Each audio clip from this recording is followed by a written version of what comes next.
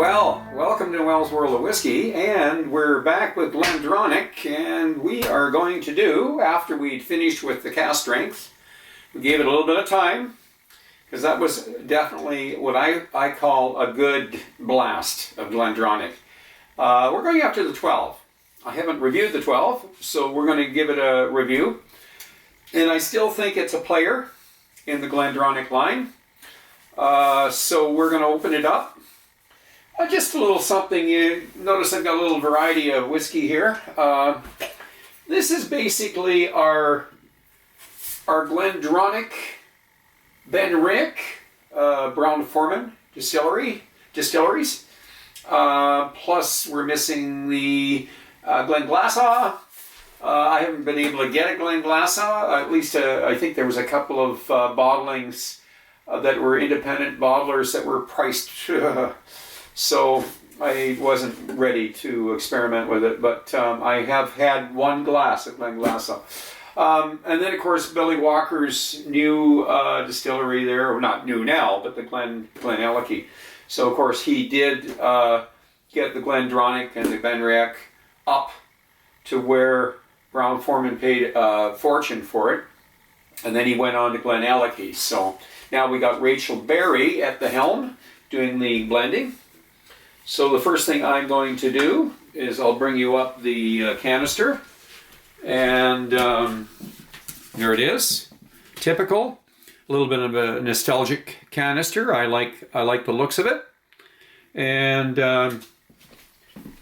let's take a look at the bottle. Well, here we are, and I do like this label. A little bit of nostalgia. So what I can say about GlenDronach is hang on to that label. It is classy.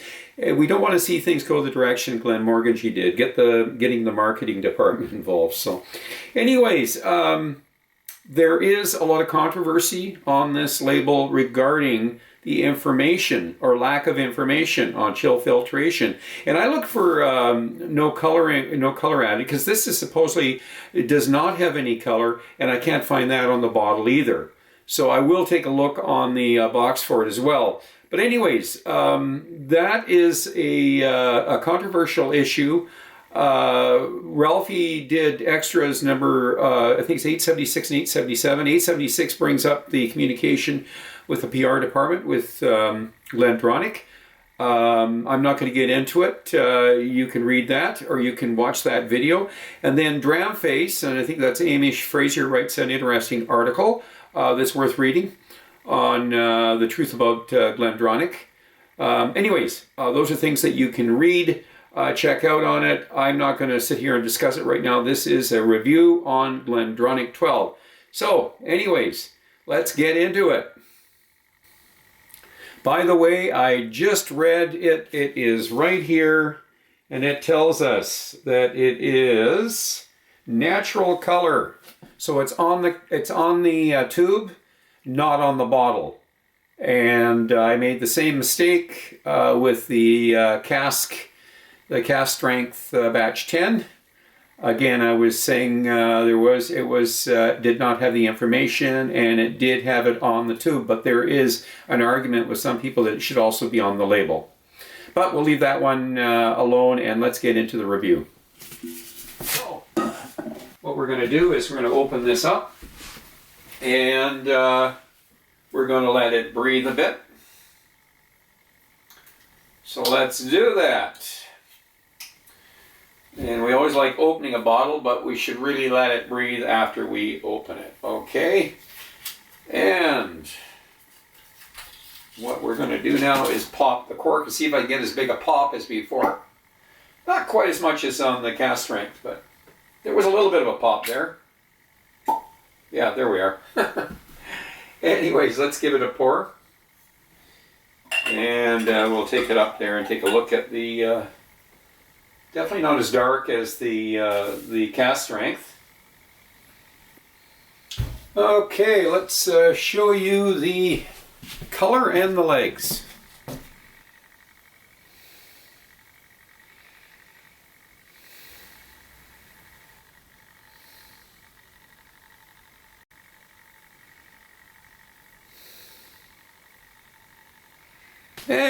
And we are going to let it sit for about 10 to 15 minutes.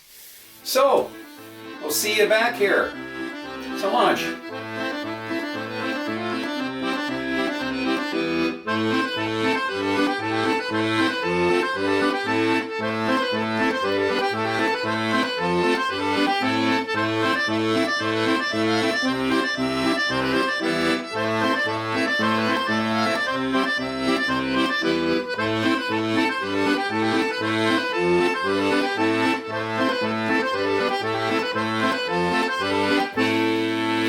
Well, we're going to get into the nose right off the bat here.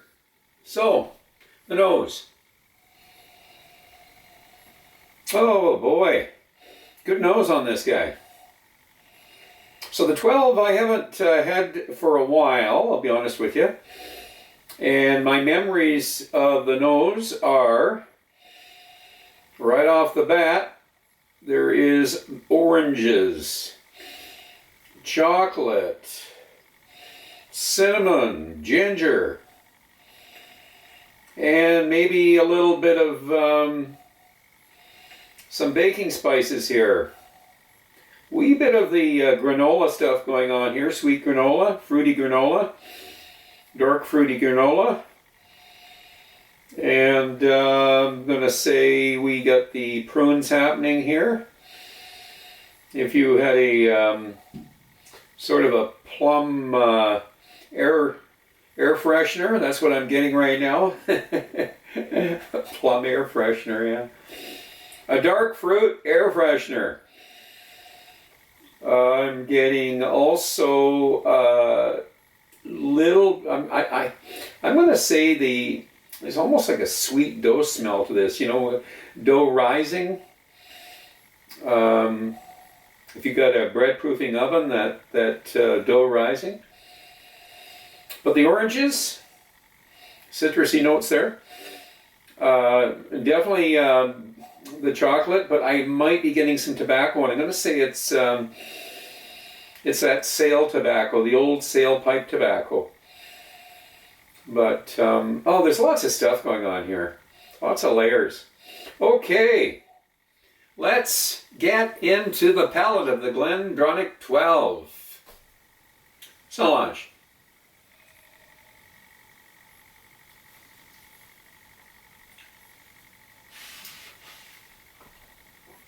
Right off the bat, you think I was drinking Macallan here. Oranges and ginger, cinnamon, and I'm going to go along with those baking spices. A little bit of nutmeggy stuff going on.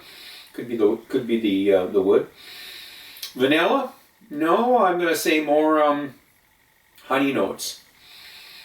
I'm back. I like to use the Manuka honey because it has a wee bit of spicy stuff going on there. Between the Manuka and the fireweed, they're the spicy honeys. So, and I have both in the cupboard there. So, I would say the strong point here are the dark fruits. And a good coating on my mouth, wow. Getting a leathery thing going on here. And I'm going to say, bit of cappuccino. Orange cappuccino. I don't think I've ever had an orange cappuccino. I don't even know if they exist, but I'm saying this has its own identity, but the reason I threw in the Macallan is because there is some similarities. I mean, they're both sherry influenced, so. And I've had, I've got Macallans in the cupboard, and I do drink it, so there we are.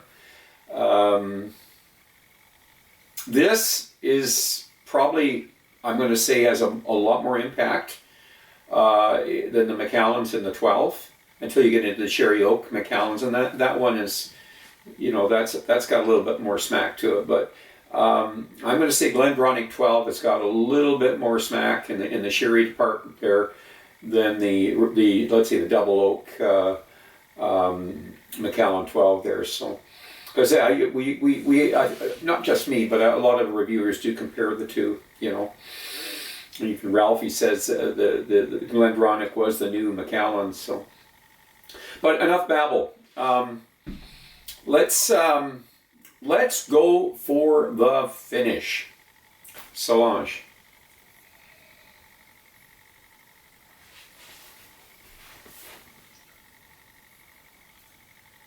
Boy, we saw from the video the legs on this for a 43. It had pretty good legs.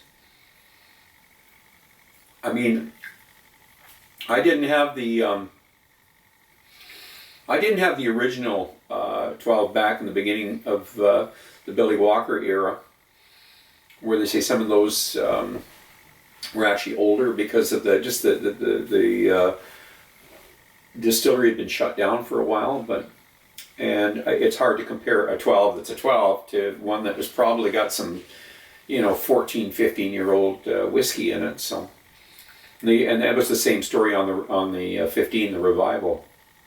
But back to the finish, I'm going to say decent coating on your mouth. It does bring out those same flavors, the orange, the leathery notes of sort of are fairly strong here. But I like to use the Manuka honey and throw in that. I'm going to stay with the little bit of the tobacco, a light chewing tobacco, just in the background. Just enough to give it a wee bit of bitterness, but not much. This isn't a bitter drink, really. It's just it's in the background. But I'm going to say a medium, a little shorter than the Cask Strength, the 10. So we're going to say a shorter side of medium. Not as heavy a body as the Cask Strength batch 10, but this is a little more than what I was expecting for the 43% ABV. The 12, I was not expecting this much. This is going along pretty darn good. So far, I'm impressed with it. So, I'm even getting a little bit of that, not just the leather, there's something else there. Oh boy. And it's a richness to it, a very rich. It'll come to well. It could be a licorice. It could be a licorice, a bit of a red licorice that I'm getting out of it there. That's probably what it is. So, but anyways, I think we're going to add a little bit of water to this, and let's see what it does with water.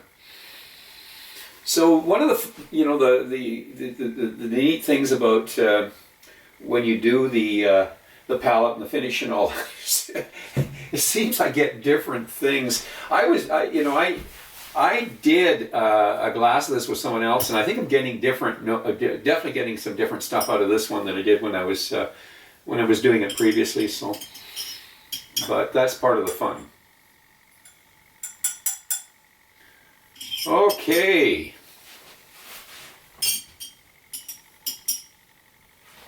With water, the nose.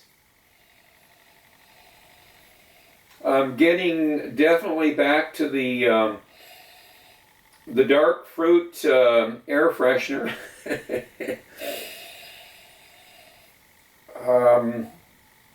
There's something, I think that we're going to describe this as a GlenDronach signature nose, because the water really brings out the floral now.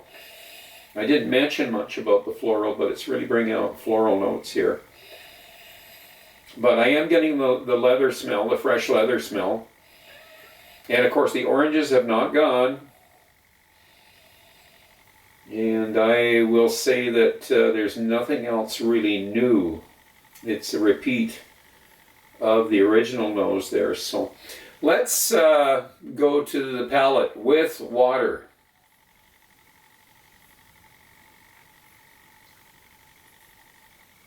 Oranges, ginger, cinnamon,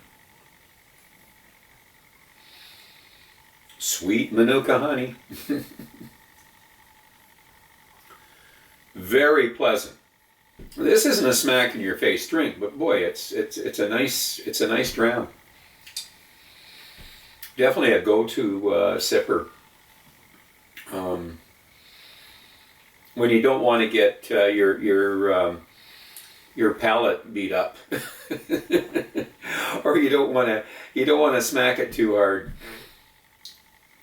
So even with water, it leaves that coating on the mouth, and there's the chocolate influence. There's the dark fruit influence. It has a velvety coating to your mouth. I like to go a little bit beyond the oranges and say that it's it's an orange candy, an orange marmalade maybe, but then again maybe candy apples, with a little bit of orange, like candy apples with a little orange flavoring to them. Oh boy, you can have a lot of fun with this. This is a nice dram. There's a lot more here than what I was expecting. Is it over the top? No, it's not. It's not overpowering. It's pleasant. It's a 12-year-old, 43% ABV. For what I paid, I don't know, around the 105, 110 or something Canadian. You know, whiskeys are expensive over here in Canada. It's not what I was expecting from the reviews. Not all the reviews, pardon me. I think the bad ones always stand out in my mind for some reason, but there's a lot of good reviews on this too, or I probably wouldn't have purchased it. So, but because I read a lot of reviews before making a purchase, because it's my pocket, it's my money, and I don't have somebody sponsoring my reviews, so this can get expensive. So I think before I buy. And I think I made a good purchase here.